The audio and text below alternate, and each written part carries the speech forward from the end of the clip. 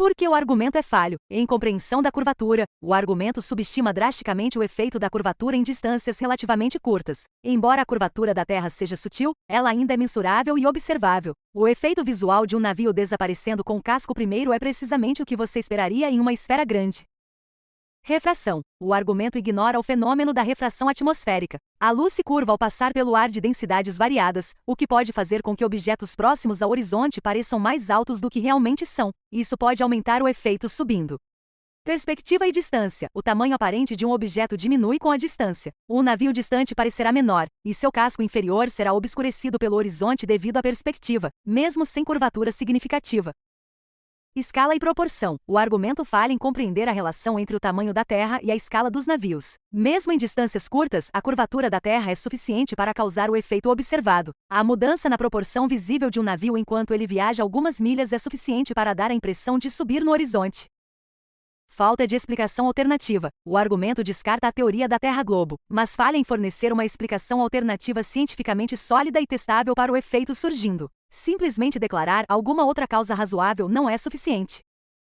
Em resumo, a observação de navios subindo do horizonte é uma consequência natural da curvatura da Terra, combinada com os efeitos da perspectiva e da refração atmosférica. O argumento da Terra plana interpreta mal esses fenômenos e falha em considerar a escala real da Terra.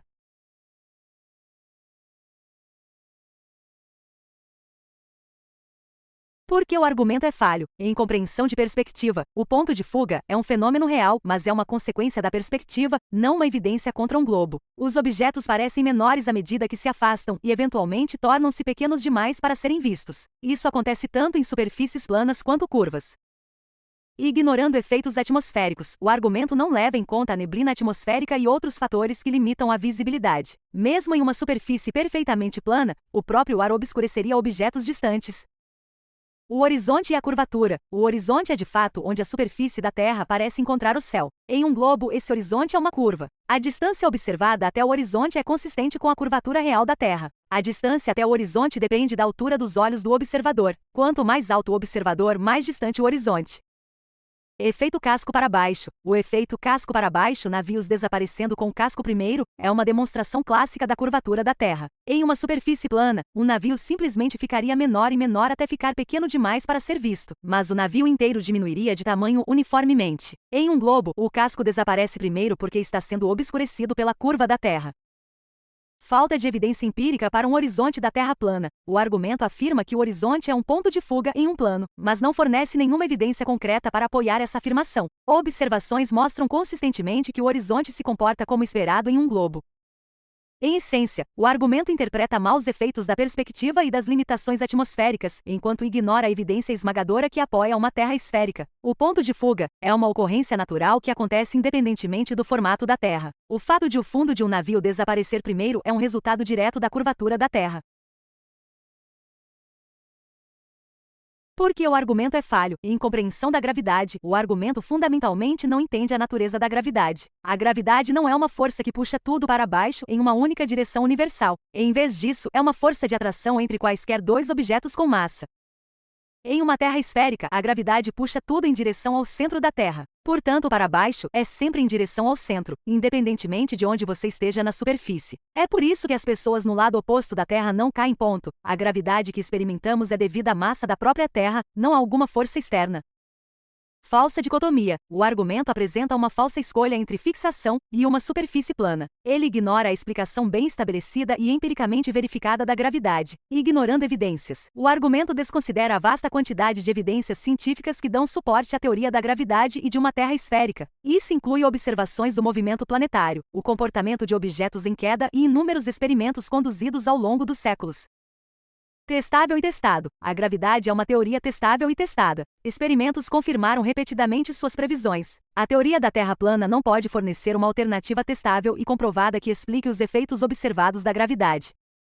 Em essência, o argumento se baseia em uma compreensão ingênua e incorreta da gravidade. A experiência de caminhar na superfície da Terra é perfeitamente consistente com uma Terra esférica e a força da gravidade puxando tudo em direção ao seu centro.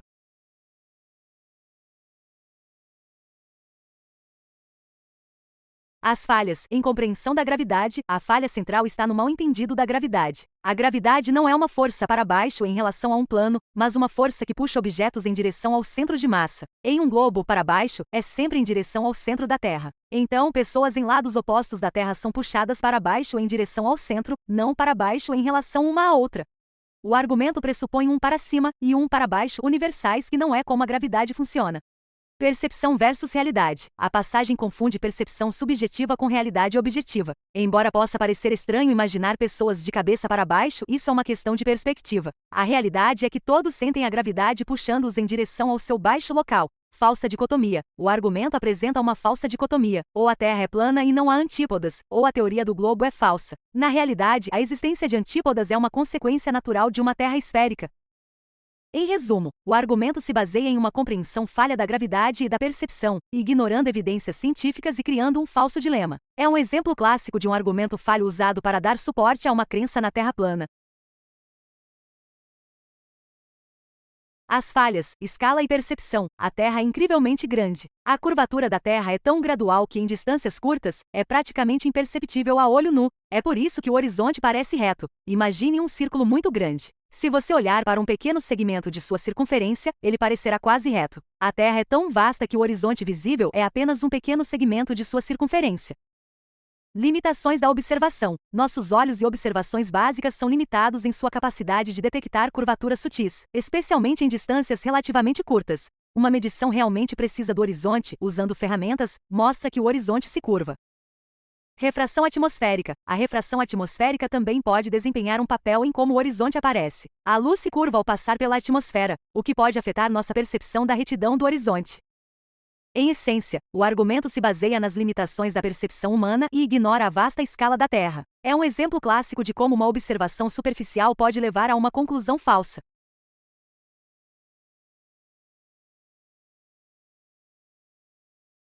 Foi muito difícil encontrar a luz da Ilha Shasp. Finalmente, encontrei-a como Ilha Shasp. É um antigo farol desativado em 2010, com apenas 11 metros de altura acima do nível do mar. Não entendo que aparente variação de altura eles pretendem encontrar em uma luz que mal está acima do nível do observador, embora esteja próxima a ele. Eu me pergunto o que há de tão especial neste farol em particular. Existem centenas como ele em todo o mundo. As falhas. Premissa incorreta sobre a Antártida. A falha fundamental é a afirmação de que dias e noites de 6 meses não são observados na Antártida. E isso é simplesmente falso. Eles ocorrem em ambas as regiões polares. A inclinação axial da Terra, combinada com sua órbita ao redor do Sol, causa esse fenômeno. Durante a órbita da Terra, cada polo é inclinado em direção ao Sol durante metade do ano, resultando em luz do dia contínua, e para longe do Sol durante a outra metade, resultando em escuridão contínua. Em compreensão da inclinação axial, o argumento demonstra um mal-entendido sobre a inclinação axial da Terra e seu efeito na distribuição da luz solar. A inclinação é a causa das estações, e também é responsável pelos ciclos extremos de dia-noite nos polos.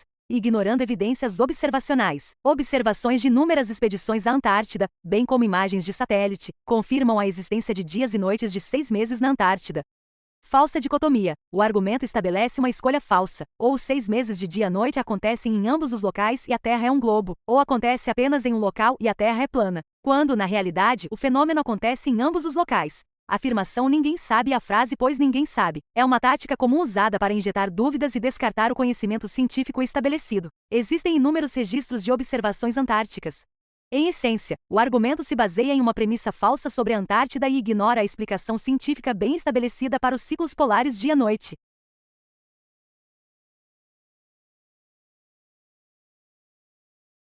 As falhas. Interpretação errônea do Sol da meia-noite. O Sol da meia-noite é um resultado direto da inclinação axial da Terra e sua órbita ao redor do Sol. Conforme a Terra orbita, o Polo Norte é inclinado em direção ao Sol por metade do ano, fazendo com que o Sol permaneça visível por 24 horas por dia. O aparente círculo horizontal é simplesmente o caminho diário do Sol, conforme observado de uma latitude alta. Ele não está realmente se movendo em um círculo perfeitamente horizontal, mas sim em um ligeiramente inclinado, devido à rotação da Terra. Modelo falho da TP. O modelo da TP tem dificuldade em explicar o Sol da meia-noite sem recorrer a explicações ad hoc que contradizem observações e física básica. O modelo frequentemente propõe um Sol que circula acima do plano, ficando cada vez menor à medida que se afasta. Este modelo falha em levar em conta como as estações funcionam, como os fusos horários funcionam e muitos outros fenômenos observáveis. Ignorando a Antártida, conforme declarado na resposta anterior, o mesmo fenômeno ocorre na Antártida. O modelo da TP luta para explicar por que a mesma coisa acontece em ambas as regiões polares. Falta de poder preditivo. O modelo da TP não tem poder preditivo. Ele não pode prever com precisão eclipses, estações ou outros eventos celestes. O modelo da Terra-Globo, por outro lado, prevê com precisão esses fenômenos. A falácia do movimento percebido. O movimento percebido do Sol depende da posição do observador e da rotação da Terra. A percepção de um círculo horizontal é devido à posição do observador na Terra e à rotação da Terra. Em essência, o argumento interpreta mal o fenômeno observado do Sol da meia-noite e tenta encaixá-lo em um modelo falho de Terra plana. Ele ignora a explicação científica bem estabelecida com base na inclinação axial e órbita da Terra. Falhas no argumento. Viés observacional. O argumento depende somente do que parece estar acontecendo. Nossos sentidos podem ser enganosos. O movimento aparente do Sol é devido à rotação da Terra, não há órbita do Sol ao redor da Terra. Falta de evidências abrangentes. O argumento ignora uma grande quantidade de evidências que apoiam um modelo heliocêntrico e uma Terra esférica, incluindo fases de Vênus. Elas são explicadas pelo fato de Vênus orbitar o Sol, mostrando diferentes porções iluminadas conforme sua posição relativa à Terra muda. Paralaxe estelar. A mudança aparente na posição das estrelas devido à órbita da Terra ao redor do Sol. Observações de outros planetas. Observações telescópicas mostram que outros planetas também orbitam o Sol. Falsa dicotomia. O argumento apresenta uma falsa escolha. Ou o Sol orbita a Terra, ou a Terra é um globo orbitando o Sol. Na realidade, a rotação da Terra explica o movimento diário aparente do Sol, e a órbita da Terra ao redor do Sol explica o ciclo anual. Eles não são mutuamente exclusivos. Incompreensão de teorias científicas. O argumento afirma que a teoria da Terra ser um globo está necessariamente conectada à teoria do movimento da Terra ao redor do Sol. Embora ambas sejam parte da compreensão moderna do sistema solar, o formato da Terra era entendido como esférico muito antes do modelo heliocêntrico ser amplamente aceito. Falhas no argumento. Escala de curvatura. A curvatura da Terra é sutil em distâncias curtas. Embora a Terra seja uma esfera, seu tamanho imenso significa que a curvatura em 100 milhas é relativamente pequena. Não é facilmente detectável a olho nu ou com métodos de construção típicos. Equívocos sobre permissão. O argumento não entende o que permissão para a curvatura implicaria na construção de canais. Engenheiros civis levam em conta a curvatura da Terra em projetos de larga escala, mas não da forma como o argumento sugere.